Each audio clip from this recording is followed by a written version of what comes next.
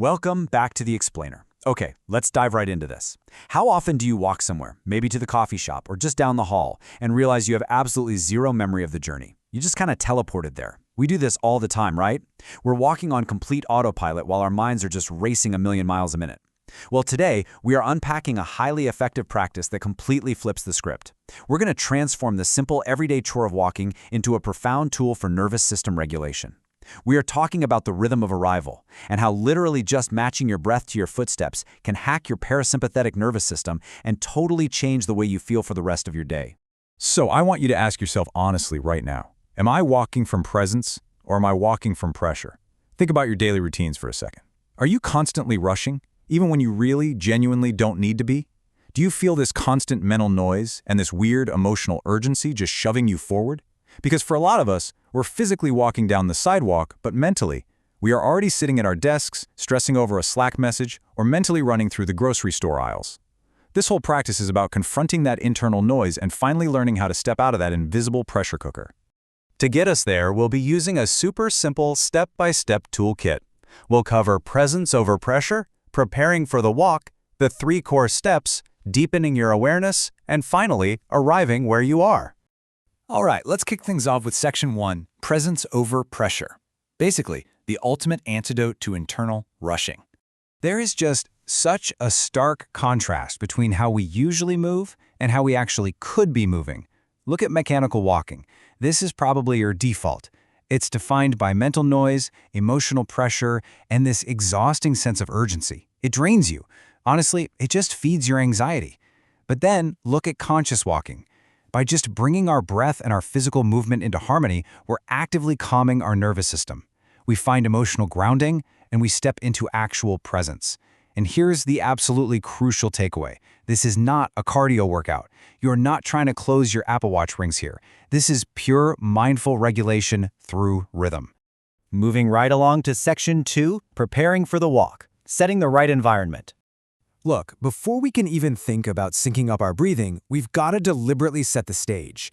You can't regulate your nervous system if you're answering emails and dodging traffic, right? So choose a quiet road, a garden, maybe a terrace, a hallway, or a trail. The rule is you must walk slowly. And this next part is vital, literally non-negotiable. No phone. And actually, no music either, at least at first. You're deliberately cutting out the digital distractions so you can actually hear your own thoughts and feel your own body. Do a quick posture check too. Drop those relaxed shoulders and just let your arms swing naturally.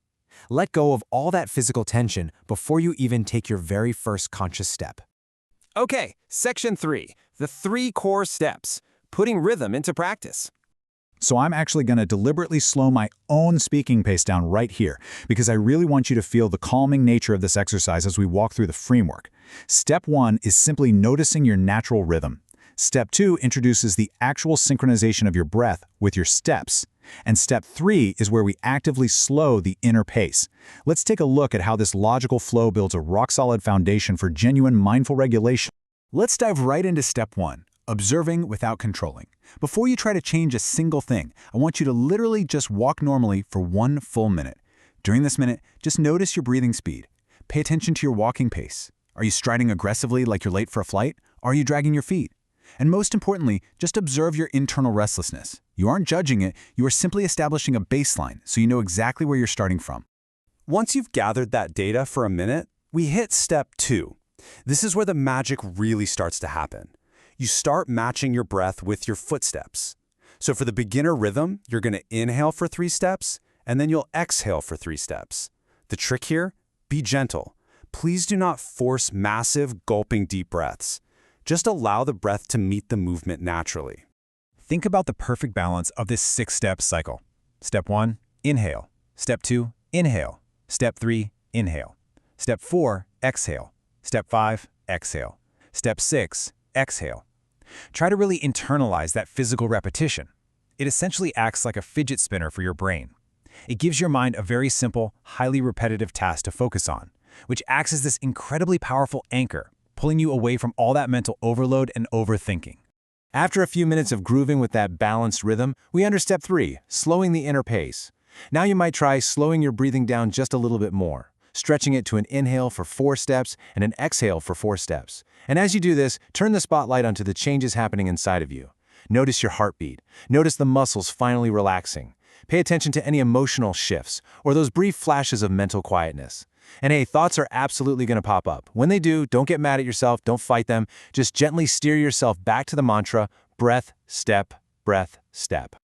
Which brings us to section 4, deepening your awareness, expanding the practice. Now, once you feel like you've mastered the core steps and you want to take your nervous system regulation to the next level, you can add in some specific sensory focus points to anchor your mind even further. Try silently noticing the actual physical sensation of your shoes hitting the pavement. Feel the temperature of the air against your face, or listen to the ambient sounds, or watch the way the light filters through the trees. By layering this tangible physical awareness right on top of your breathing rhythm, you dramatically deepen the calming effect on your nervous system.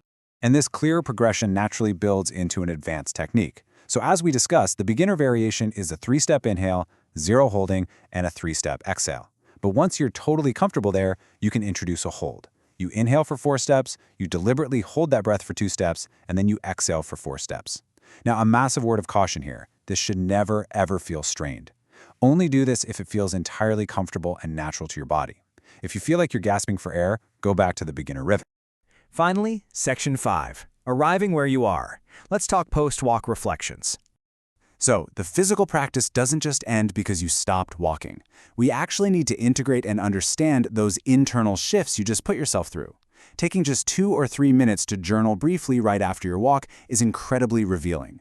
Ask yourself, what actually shifted inside me during that walk? Did my brain throw a tantrum and actively resist slowing down? What emotions bubbled up when I finally let myself be quiet? Did I feel grounded, restless, peaceful, emotional? And ultimately, what pace does my body naturally want to move at when I'm not forcing it to hustle? Unpacking these questions helps you realize exactly how your mind reacts when you finally take your foot off the gas pedal. At the end of the day, it all comes down to breaking the old habit and embracing the new reality. Autopilot walking is all about mentally rushing somewhere else. It's being physically present, but totally mentally absent. Mindful regulation, on the other hand, is a deliberate, powerful choice. It is choosing presence over pressure. It's choosing rhythm over urgency. And it's choosing awareness over autopilot. It's about taking the steering wheel back and setting your own internal speed limit. I want to leave you with this final thought. Sometimes healing begins not with dramatic change, but with learning how to breathe slowly enough to finally arrive where your body already is. So, the next time you step out your front door, ask yourself where you're actually rushing to and whether your mind might benefit from simply matching your breath to your step.